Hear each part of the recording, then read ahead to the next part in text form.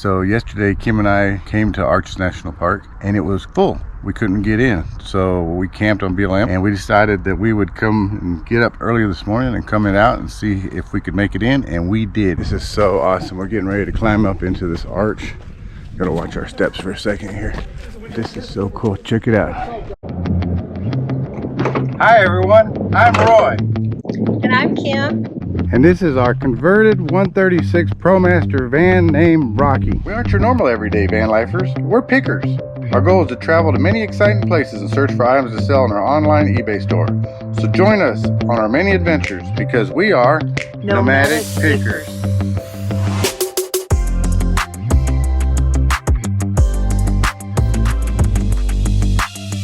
Now we're at our new location. We left just outside of Salt Lake City. We drove about 250 miles and we ended up at Arches National Park down by Moab. Unfortunately, it's right about weekend and Arches National Park is full. Of course, the campgrounds are full. If you want to stay at Arches National Park, you're going to have to stay there and book reservation probably like 6 months out. But we knew we were going to be staying on BLM land, which is free land, so we decided that we'd go check out Arches National Park, and it was already closed because of too many visitors. They said come back in 3 to 5 hours, which would put us back about 5 o'clock in the evening, which would have really given us not much time to kind of go and see things. We saw a little bit from where we were at. Kim took a couple pictures, but we decided that we'd just go ahead and make camp. This is where we're going to stay at. Now it's, like I said, it's about 12:30 in the afternoon, so we have all day to relax and enjoy ourselves here on BLM land. Now this is called Willow Springs Road. It's a popular BLM road. It's only about 8 miles from the entrance of Arches National Park, and let me tell you, there are campers around. So right now you're seeing Rocky and Kim sitting over there by Rocky, and we're enjoying this beautiful scenery. But if I take you around, you will see that we do have a couple of campers. When I looked at reviews, it said don't be surprised if you've got people camping within 50 feet of your area. And that's okay. Right now they're probably more about 150 feet, maybe 200 feet away. So that's okay. They're quiet, it's real peaceful, and we've got a great view. So I'm not worried about it at all. But this is going to be really, really grand, and we've already set it up. The sun is midday, so it's straight up, but here in a little bit, we're going to get some shade. And over there where Kim's at, I went ahead and put out a couple chairs. We parked on this side. The sun's going to set down over that way, so this will give us a nice side with the shade. Fortunately, I do have a tarp, but I don't have any tent stakes. One thing I didn't pack or get was some tent stakes. I wanted 2 tent stakes so we could run a tarp off the top to the tent stake, and I didn't get them. So that's something I'm going to have to get later on, but that's okay. It's not raining. It's a beautiful day.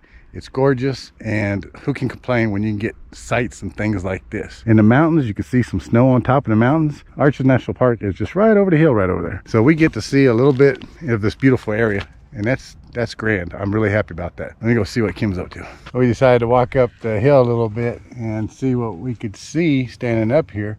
And behind us, you can kind of see the other campers over that way, and right over there is what they call the Valley of Giants. It looks like big giants standing up on top of the cliffs looking at you, so it's kind of neat. Look at the mountains. They still have snow on them. Those mountains, though, they still got some snow.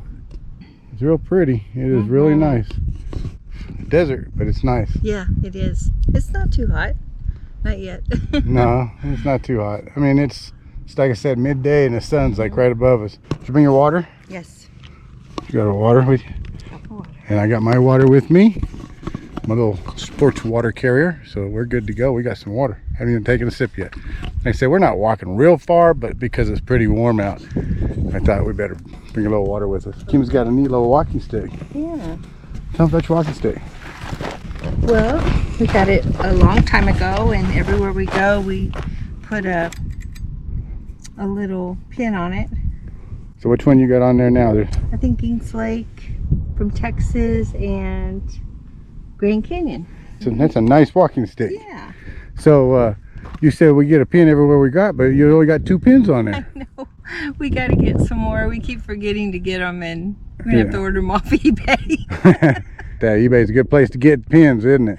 We just mark off the states that we mark off where we went and then go ahead and buy pins. Yeah. And then, we've got to get good at this kind of stuff. We're kind of newbies. You got your little coveralls on. I do. Are those your hiking coveralls? They are my overalls for everything. Yeah.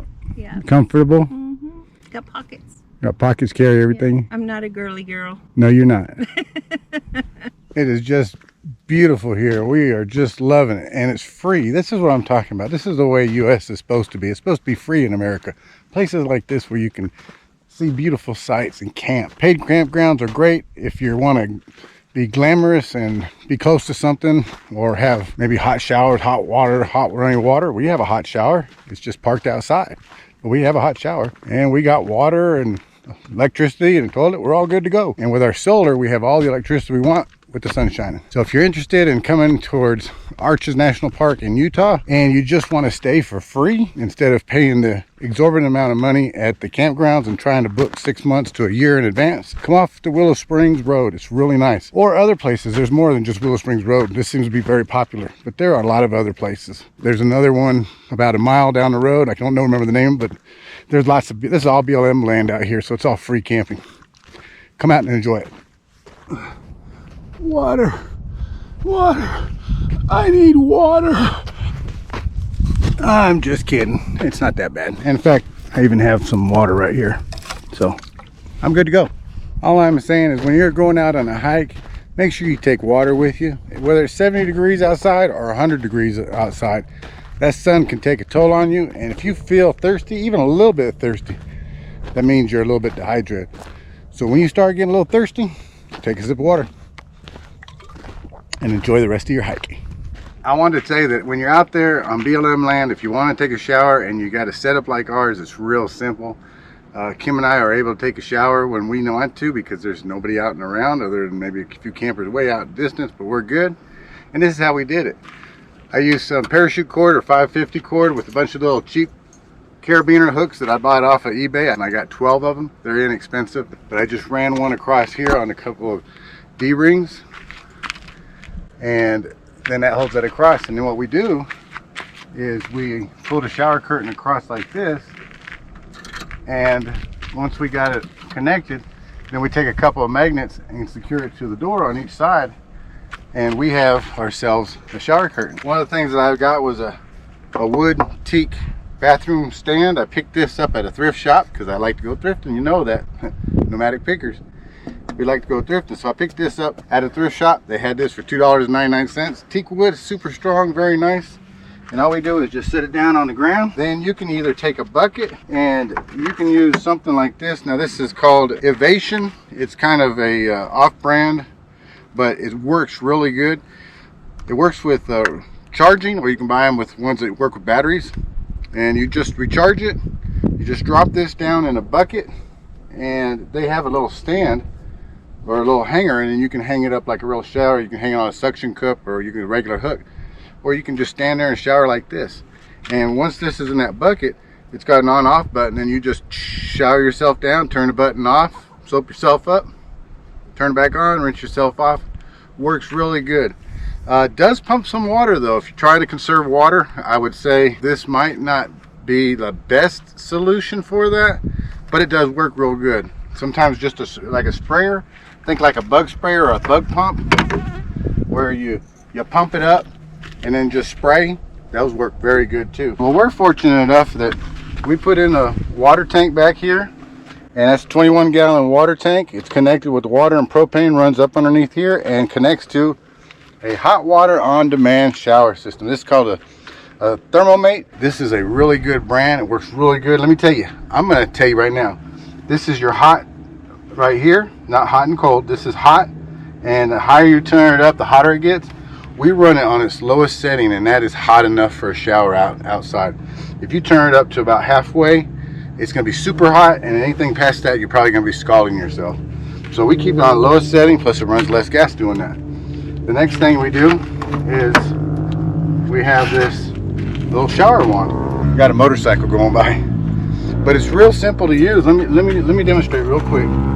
Right over here, all I got to do, turn the water on, turn the propane on, it's all set. The minute I turn this on, you'll hear the clicking of the gas, and it'll be hot a second later.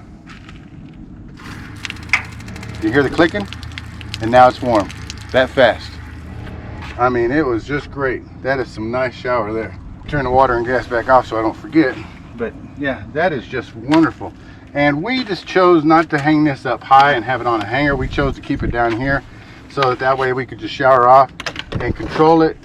And then I did buy an on-off. This didn't have an on-off switch, so I bought a little on-off switch to go right here to keep control of the water, turn it off.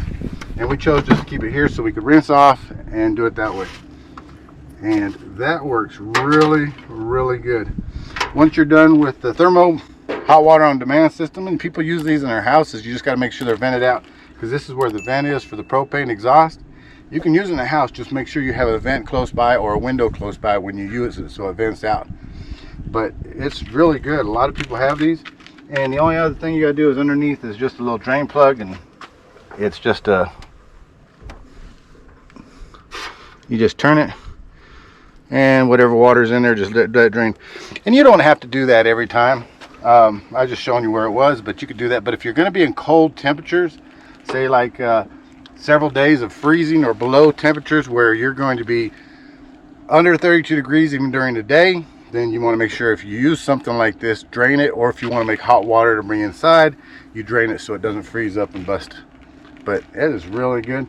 And Kim's got an old t-shirt up that we use. We use Reflectix on the windows over here, so we got a t-shirt wrapped in Reflectix so we can have a blackout on the outside, or we take the shirt off and put this up with magnets and we can use just reflective. But black at night just looks like a dark window. Anyway, I just wanted to show you that's how we do a shower. And Kim and I both had a shower just recently. We washed our hair. I don't know if you can tell it's drying out already because it is nice and sunny, but we really enjoyed it. And that's our shower system. Good morning from Arches National Park. Good morning. So yesterday Kim and I came to Arches National Park and it was full. We couldn't get in, so we camped on BLM, which you saw earlier, and we decided that we would come and get up early this morning and come out and see if we could make it in. And we did. We made it in, and we made our first little stop. It's at a place called Park Avenue, and it's right here. And as you can see behind me, it's gorgeous. Look at that. It is amazing. It is just awesome. Check it out. It just goes all the way back. This canyon goes all the way back, and way up there's a rock. This just looks like it's perched and balanced and ready to fall at any time. And also at this first place, you can see there's a couple of hikers down there. There's a trail. There's lots of trails through here, and you can see people way down there, and they walk all the way down there. Quite a view, isn't it? It's beautiful. We should have brought our backpacks if we had more time to go down there this morning. We stopped at a place here at the Arches called the Double Arch. And as you can see, there's the Double Arch. And the Double Arch is sitting right up there. And Kim is up there, so I've got to go catch up to her. It's nice. People come in, they take a look, they walk, they don't hang around, they don't stay. So it is busy. I'm telling you, time to come is early in the morning. Right now it's 7 o'clock, and this place is already getting full. We're a little bit out of breath, but it's really because we're walking fast. It's not because it's a hard walk. This is an easy walk. A wheelchair could make it. We're old. We're old. There's that Double Arch. Pictures don't do this justice. No. So we'll show you some more here in a minute as we get a little bit closer. This is so awesome. We're getting ready to climb up into this arch. Gotta watch our steps for a second here. This is so cool. Check it out. It's so cool. We made it. We made it. And we are right up underneath the arch. I'm going to show you. Boom. Right there. We are up underneath the arch. And that's the parking lot we walked from over there. And it wasn't too bad. No, a little out of breath, but like I said, mostly from walking fast. But this is great. There's a guy playing a harmonica because it sounds really cool.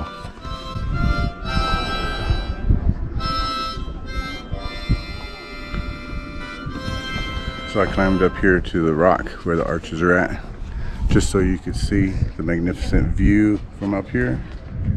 It's pretty cool. Kim's right down there. She didn't want to take the little extra climb up here, and I don't blame her. Look how steep that is. But you could see all the people.